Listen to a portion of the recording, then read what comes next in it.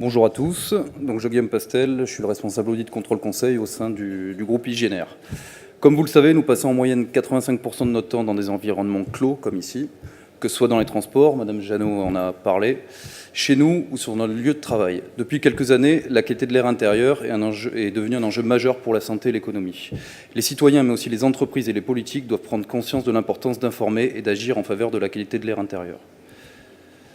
Chaque jour, nous sommes exposés à de nombreux polluants, l'air intérieur étant jusqu'à 5 fois plus pollué que l'air extérieur. La nature et la source de ces polluants dépendent notamment des caractéristiques du bâti, du mobilier, des comportements, mais aussi de l'environnement extérieur. Ces polluants ont des effets sur notre confort, mais aussi sur notre santé. Comme vous le savez, on note depuis quelques années une croissance importante de l'asthme, des allergies, l'hypersensibilité bronchique. Le professeur Deblay vient de vous en parler. Et l'ensemble des secteurs d'activité doit faire face à des risques de contamination. Dans les espaces clos, une mauvaise conception et un mauvais entretien de la ventilation peuvent notamment entraîner des risques sur la santé. Cela concerne le secteur hospitalier, les crèches, les maisons de retraite, les bâtiments de bureaux, les hôtels, tant pour les clients que pour les propres salariés. L'air dans une salle d'opération ou dans une usine de fabrication de médicaments est déjà suivi depuis des décennies. Il en va de même pour la qualité de l'air extérieur dont on entend parler régulièrement lors des pics de pollution, notamment l'été en Île-de-France avec les mises en place notamment de la circulation alternée. A l'inverse, l'intérêt porté à la qualité de l'air intérieur n'en est qu'à ses prémices, malgré le temps que l'on passe dans les espaces confinés.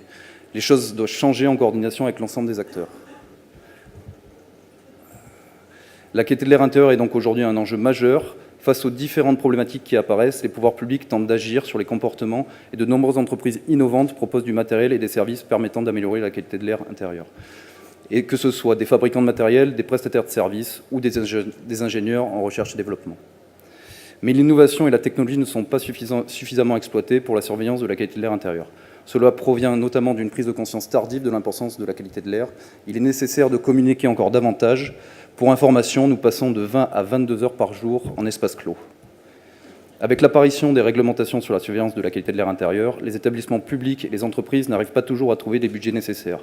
Pourtant, il apparaît que les actions curatives, en cas de dépassement des valeurs limites ou des valeurs guides, sont souvent assez simples à mettre en place.